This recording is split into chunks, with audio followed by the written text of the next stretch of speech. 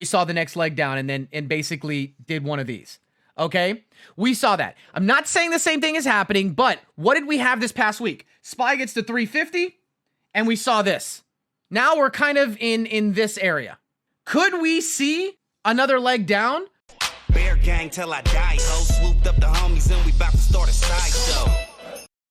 In February, March, remember, we saw big money, institutional money drop out, right? Big leg down. Then we saw smaller institutionals and retail traders buy back up. And then the people who lost on the way down wanted to get a better position out. And then we saw a leg down. Okay, here we go. Drop. We're seeing a little bit of that. And now we look like we're basically in this area right here. Not guaranteed, but it's very similar for a lot of reasons, okay? A lot of reasons. And I'll tell you why. I'm not saying it's going to happen, but let's just break it down as to why this is potentially not the same as February or March, but a lot of similarities as well as what's going on in the world at the same time. We will never drop as much as we did because interest rates are at zero. There's free money out there. Every time we get a large leg down, big institutions, hedge funds, firms, billionaires can go borrow, $100 million at 0% interest rate and buy and drive that shit up and go again. We're not going to see that same, sharp drop most likely, but we could see a staircase down, like one of these, like it looks like it's a staircase with like vertical pops each time. So one of the reasons that there's a lot of parallels between right this moment and February, okay? Remember, for those of you guys that were here in January, we saw this coming. If you go to my YouTube, you'll see the video from the end of January where we talked about coronavirus moving from China to Europe and how it was going to affect the economy, supply chains, and a lot of things and how we were expected. And this is why we were able to time almost perfectly an exit from the market. If you were here, we liquidated, or at least I did. I don't know about we. I liquidated on February 24th. That was this day right here. This was the day I liquidated. Missed all this out. Missed a lot on the way back up, but got in generally around here. So yeah, I missed some of it, but this right here was all non-losses, and then we made profit on the way up. This isn't going to be the same, in my opinion. I don't think so, but let's go ahead and break down. All right, February. What was happening in February? Okay, what was happening in February? All right, some of the things that happened. We had coronavirus spreading in Europe, okay? Remember, the market is all about pricing in what's about to happen or the future or the expectations, okay? So we had this spreading across Europe. We knew it was going to come to America, and we were seeing what was happening in Italy, Spain, and some other countries, right? And we're like, oh shit, if that happens here, there's going to be a lot of problems. They started locking down. The expectations were there that it would happen here. We saw institutional money, big money. Big money. I'm talking people who get the heads up, okay? The shit where the people that are untouchables, okay? And the firms with the big money. We saw that leg down like this, okay? That's the big boys that got the hell out of the way. Then we saw it stabilize, and we saw a little bit of a buy up, okay? We saw a little bit of a buy up. A little bit more vertical than that. A little bit of a buy up, okay? Little bit of a buy up. That allowed the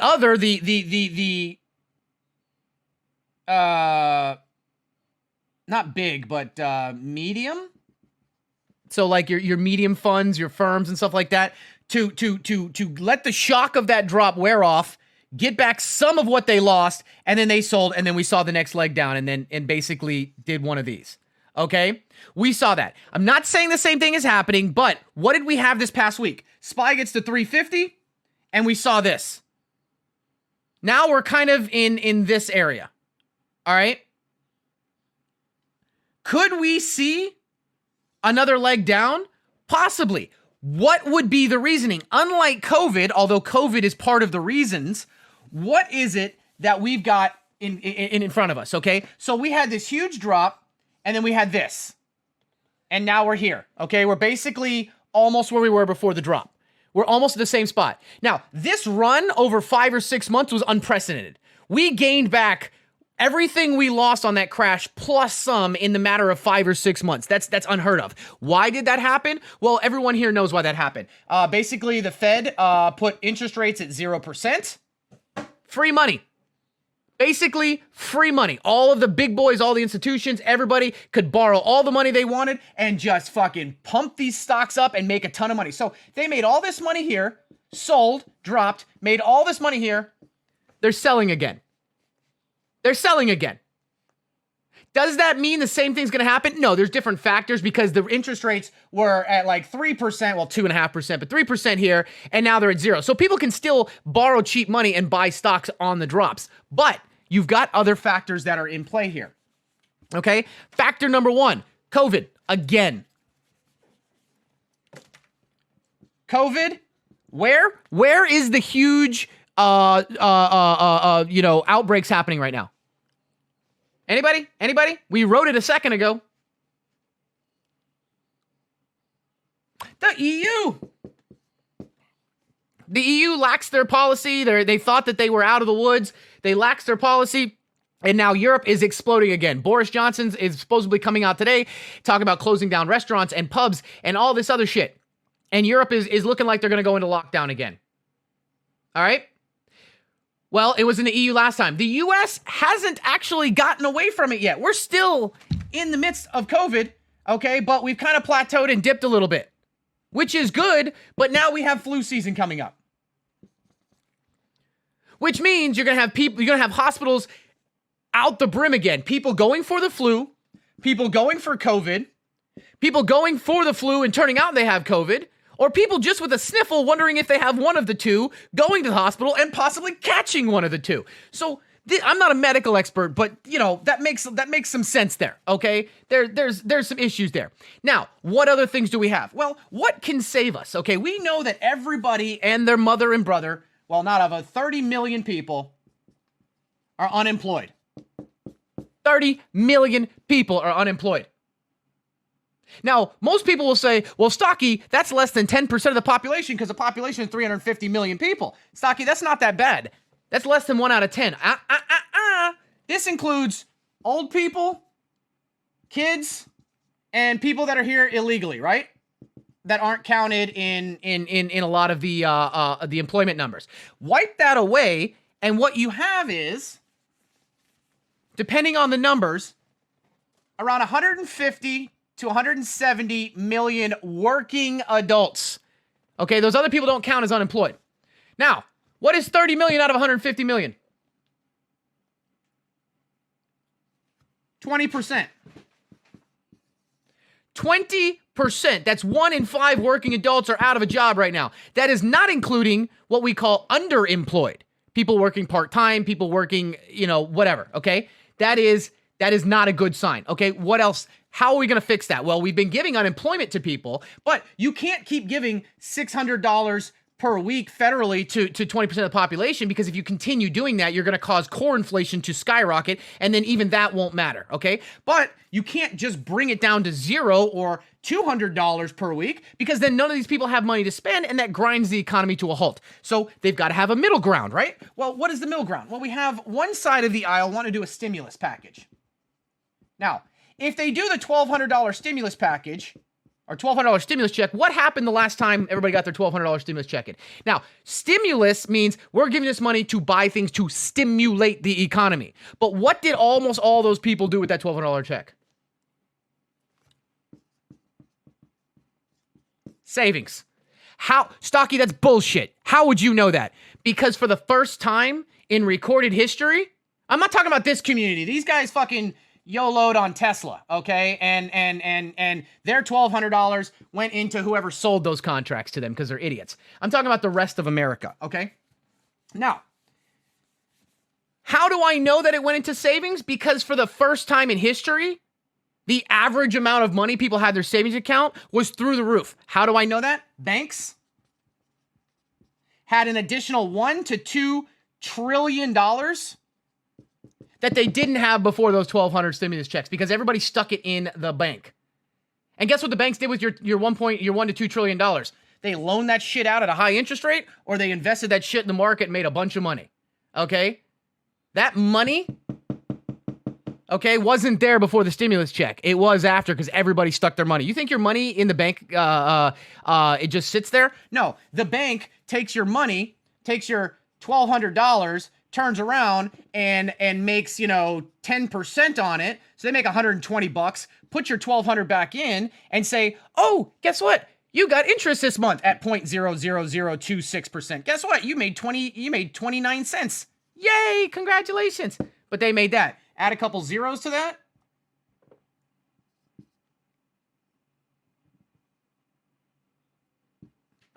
They made $12,000, you made $29. Congratulations, you got screwed.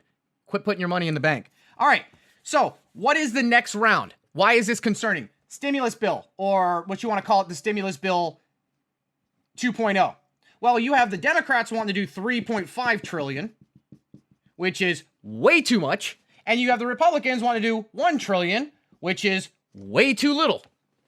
Both of those are going to fuck everybody over. But Stocky, that's bullshit. These guys want to just give money to help everybody and everyday Americans and make sure that they're hungry. So you're wrong about that. No, it sounds good on paper, but this will lead to hyper or severely increased CPI and core inflation. These guys are trying to have everyone starve to death, but not only, well, I'm not saying they're trying to have everyone starve to death.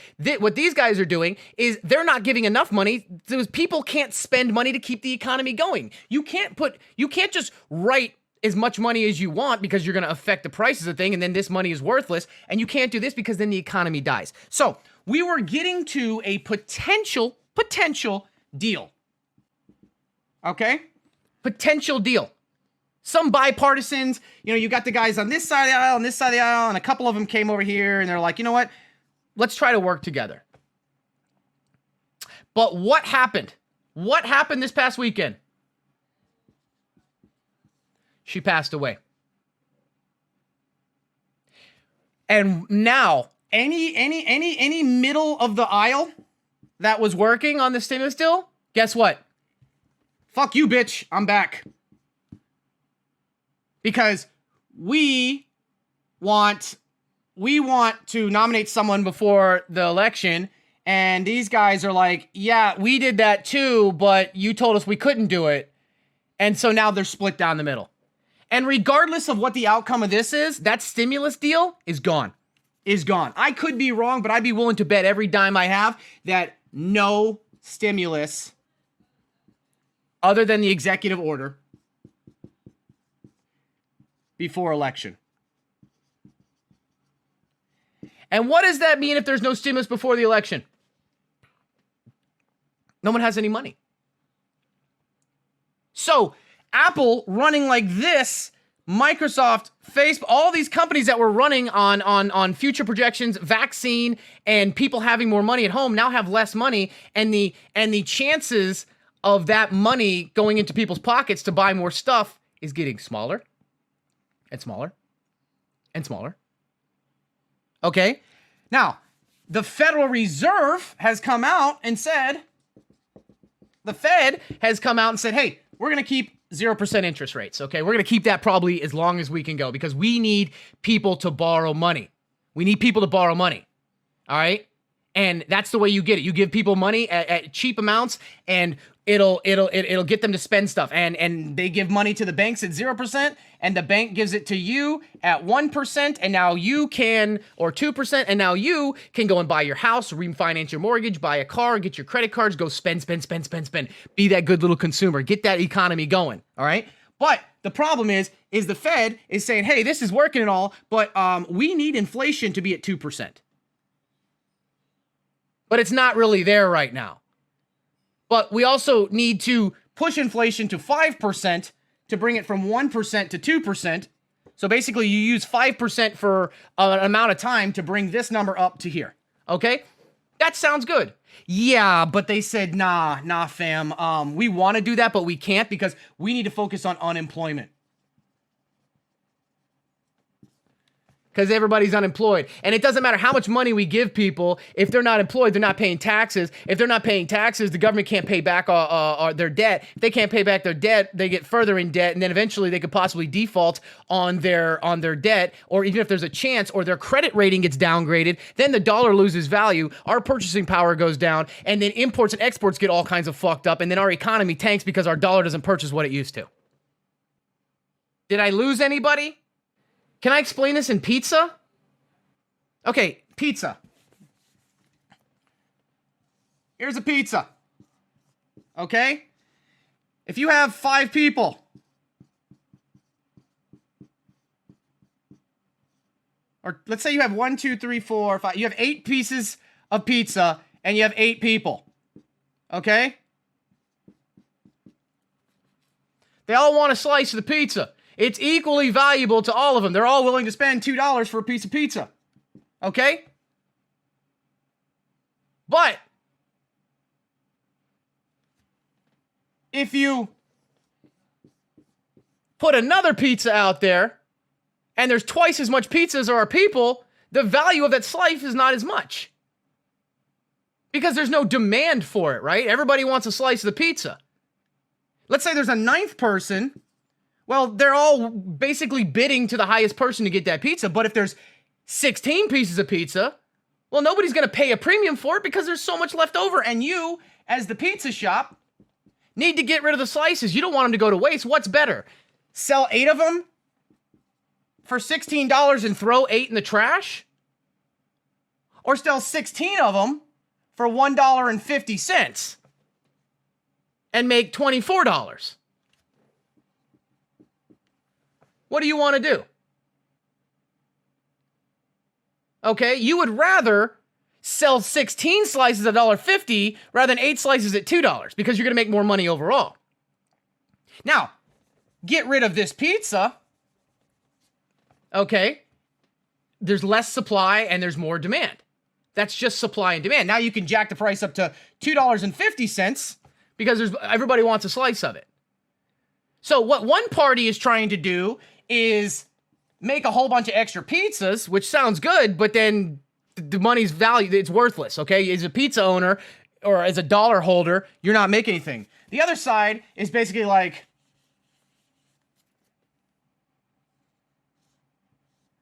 we're going to cut it in 3 pieces. It's not going to work. Because he can't drive the price up to $9 a piece slice of pizza. What if he goes to $3 a piece? He makes $9, but he's still missing out because people can't. There's nothing there to buy.